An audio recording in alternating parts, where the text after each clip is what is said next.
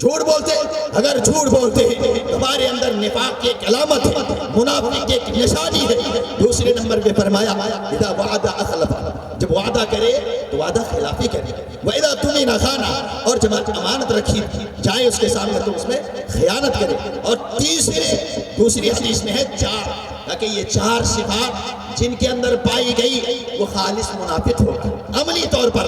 لہٰذا اس میں ایک اللہ کے نبی صلی اللہ علیہ وسلم نے ذکر کیا وَإِذَا عَاهَدَ غَدَرَ بھی ہے، وَإِذَا خَاصَمَ فَجَرَ ہے، کہ جب وہ کہیں بحث و مباحثہ ہو جائے تو وہ گالی گلوچ پر اتر آتے ہیں۔ تو یہ تین قسم کے لوگ ہیں، آخری قسم والے بڑا خطرناک ہوتے ہیں، ان میں کبھی ہونے کی کوشش نہ کریں۔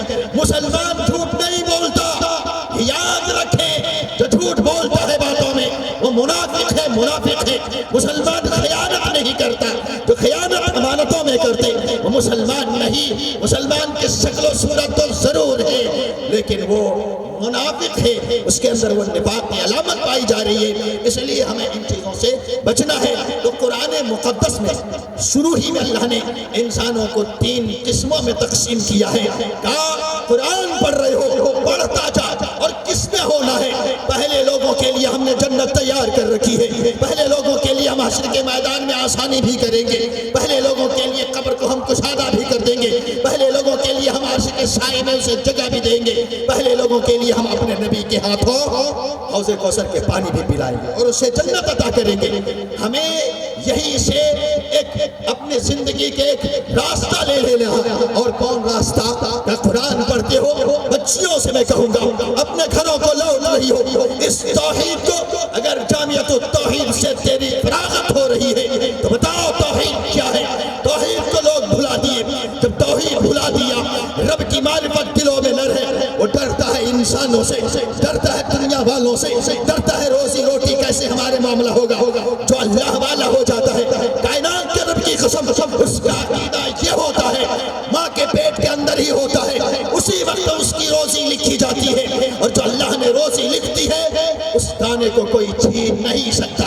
جو جتنا موحد ہوگا، جو جتنا توحید میں پختگی والا ہوگا، وہ اتنا ہی بلند مقام بھی رکھے گا، ہمت والا بھی ہوگا، کسی سے ڈرے گا نہیں۔ وقت کا بادشاہ ابراہیم علیہ السلام نے چیلنج کیا تھا، ارے اپنے زمانے کا بادشاہ تھا، حکومت اس کی تھی، سجدہ اس کے سامنے کیا جاتا تھا، لیکن ابراہیم کا تنہا مقابلہ وہ کر سکتے تھے۔ اتنے مل کر کے اپنے ہاتھوں سے ووٹ دے کر کے، اور ڈرے ہم رہتے ہیں کہ یہ کرسی کے مالک یہ کیا ہے؟ چند سالوں کی ہے، اس سے تو ڈرتا ہے۔ تو رب کی بارگاہ میں آ تو سجدہ رب کے سامنے کر، تیرا عقیدہ اگر یہ ہو جائے کھلانے والی ذات وہی، پلانے والی ذات وہی مارتا اور چلاتا ہے۔ ابراہیم نے تو سبق پڑھایا۔ ابھی قربانی کے ٹائم ساری تقریریں سنتے گئے، وقت کا بادشاہ نمرود کے سامنے مناظرہ کے لیے تیار بھی ہوئے۔ نوجوان ایک وہ بھی تھا، وہ بھی تھے سب سے بڑے موحد کائنات میں دکھایا کہ مناظرہ ہم نے اس سے کیا ہے وقت کے بادشاہ سے، اور ہم ڈرے نہیں۔ ہمیں آگ میں پھینکا گیا، تمہارے ساتھ تو دائیں بھی ہے، بائیں بھی ہے، بھائی بھی ہے، باپ بھی ہے، برادر بھی ہے، خاندان بھی ہے، گاؤں بھی ہے، علاقہ بھی ہے، کئی ملک بھی ہے۔ ابراہیم جب کائنات میں تھے، باپ بھی دشمن تھا، گاؤں کے لوگ بھی دشمن تھے، شہر والے بھی دشمن تھے۔ کہنا یہ ہے ایک موحد ڈرا نہیں کرتا، اپنے اندر توحید کو پیدا کیجئے۔ یہ مسجدوں کو ویران کیا، مدرسوں کو حقیر سمجھا، قرآن کی تلاوت کرنا بند کر دیا، حدیثوں کو سننا بند کر دیا، موبائل میں لگے، کہاں کرکٹر، کہاں فلان، کہاں ڈھکا، کہاں فیس بک، کہاں یوٹیوب، کہاں فلمیں، کہاں گانے، ان چیزوں میں جب ہم رہے تو ادھر سے کوئی خبر آئی، کوئی میڈیا والا کچھ بڑھکا رہا ہے، ڈرا ہوا ہے، تو قرآن پر رب نے کہا کچھ ایسے بھی آئے، واقعہ اللہ قرآن میں ذکر کرتا ہے تو پڑھتا جا قرآن، تیرا ایمان مضبوط ہوتا جائے گا۔ اس نے کائنات کو خیر آباد بھی کہا، کتنا نے تو قربانی پیش کر دی، بتایا یہی کہ توحید کی کی امانت سینوں میں ہے ہمارے، آسا نہیں مٹانا نام و نشاں ہمارا۔ تو کہنا یہی ہے چلتے چلتے کہ اللہ نے 3 قسم کے لوگوں کا ذکر شروع ہی میں کیا ہے۔ قرآن پڑھنے والوں اپنے آپ کو موحد بناؤ، اپنے آپ کو توحید والا بناؤ، اور بچیوں اپنے گھروں کو لوٹ رہی ہو کبھی اس دعوت سے پیچھے نہیں رہنا، توحید کو پھیلانا ہے۔ عورتوں میں بہت زیادہ شرک پایا جاتا ہے، اس درد کو لے کر کے جاؤ، ماں بہنوں کو جہنم کی آگ سے بچاؤ۔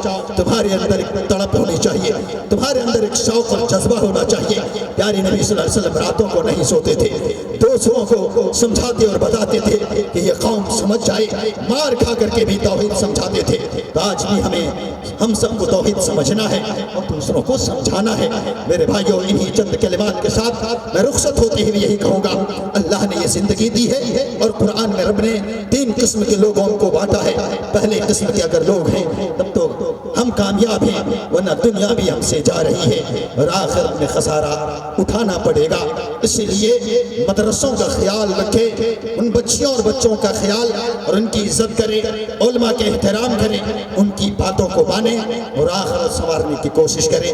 اللہ سے دعا کرتے بار الہ جامعۃ التوحید کو دن دگنی اور رات چگنی ترقیوں سے تو نواز دے مولا، جو بچیاں فراغت کر کے گھروں کو لوٹ رہی ہے، اللہ توحید کی امانت سینوں میں لے کر کے اور اپنے گھروں میں اسے روشن کرنے کی توفیق عطا فرما، اور جو یہاں شریک ہیں اللہ سب کی شرکت کو قبول فرما۔ آمین تقبل یا رب العالمین۔ السلام علیکم ورحمۃ اللہ وبرکاتہ۔